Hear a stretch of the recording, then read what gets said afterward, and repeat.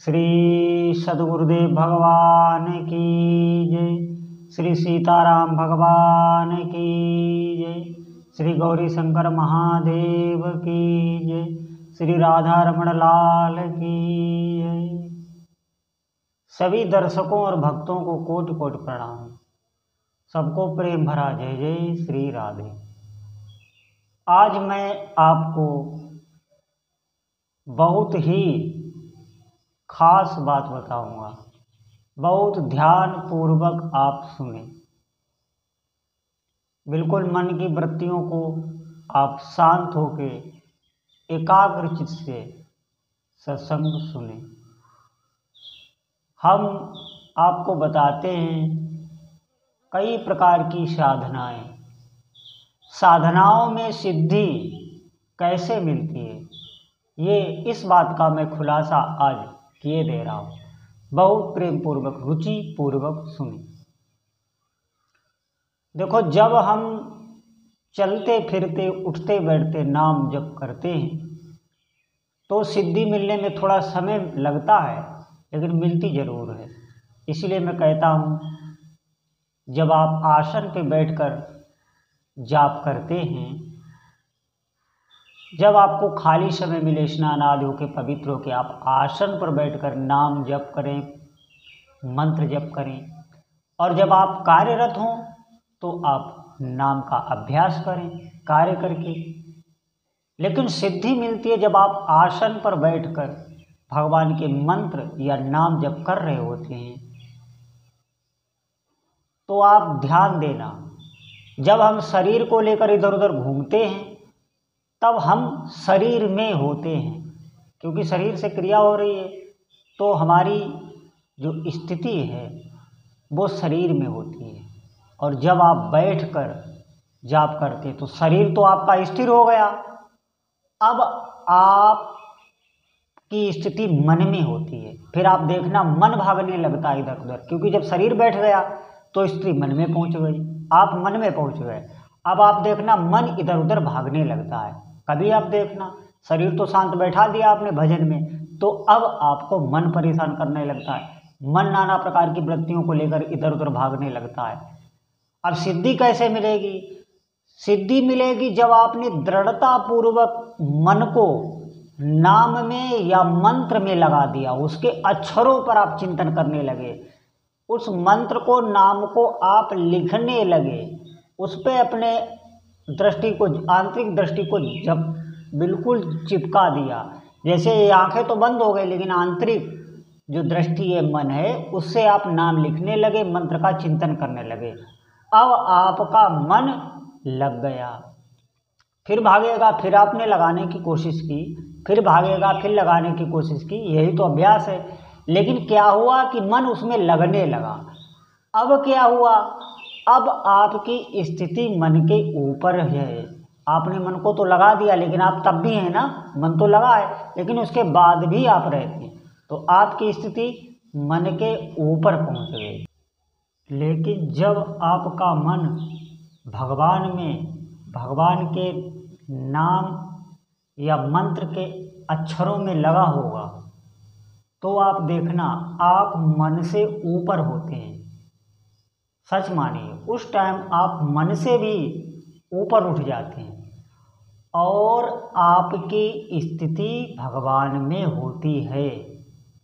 ये तुरंत नहीं होगा। ये आप या न समझे कि आप आज से ही आरंभ किया तो आज ही हो जाएगा। जब आपका मन गाढ़ चिंतन, नाम या मंत्र जो भी आप जाप करते हैं, उसके अक्षरों का जब गाढ़ चिंतन होने लगता है, तब आप मन से ऊपर होते हैं और आपकी स्थिति भगवान में होती है और बुद्धि शिथिल हो जाती है।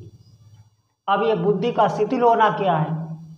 जब बुद्धि शिथिल हो जाती है तो अपूर्व आनंद हृदय में भरा रहता है और आपका मन नाम का चिंतन कर रहा है और आपकी स्थिति, जिसको आत्मा कहते हैं, जो आपका अहम है, जो मैं है, वो भगवान के चरणों में समर्पित होता है और बुद्धि शिथिल होती है और हृदय में अपूर्व आनंद भरा होता है। बहुत बात मानिए, वो बताने लायक नहीं है।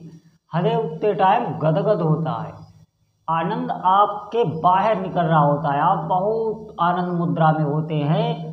वो क्षण जो है, समझ लिए, उस क्षण में साधक की समाधि से भी ऊपर स्थिति होती है।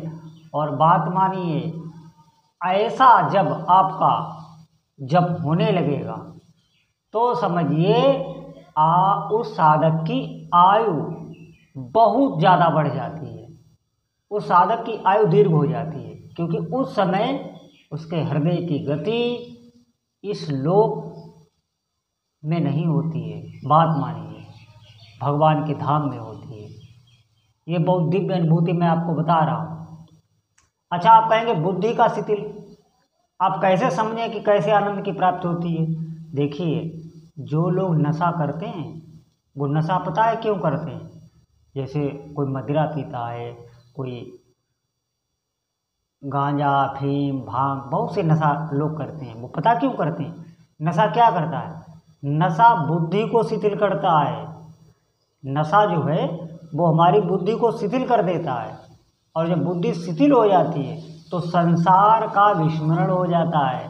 तो देखो ना, आप बस उसी वो मस्ती में रहते हैं, संसार को भूल जाते हैं। जो भी उनके जिस कारण से भी वो नशा करते हैं, कोई उनके टेंशन हो, कोई भय हो, कुछ भी हो, लोग नहीं कहते टेंशन में पी लेते हैं, वो फिर उसके आदी हो जाते हैं, क्योंकि उनको उसमें बहुत आनंद लगता है। जब वो संसार को भूल जाते हैं तो तभी उनको आनंद महसूस होता है, क्योंकि बुद्धि उस टाइम शिथिल होती है। मैं बहुत गूढ़ प्रसंग आपको बता रहा हूँ, बुद्धि शिथिल होती है तो तभी वो आदी हो जाए।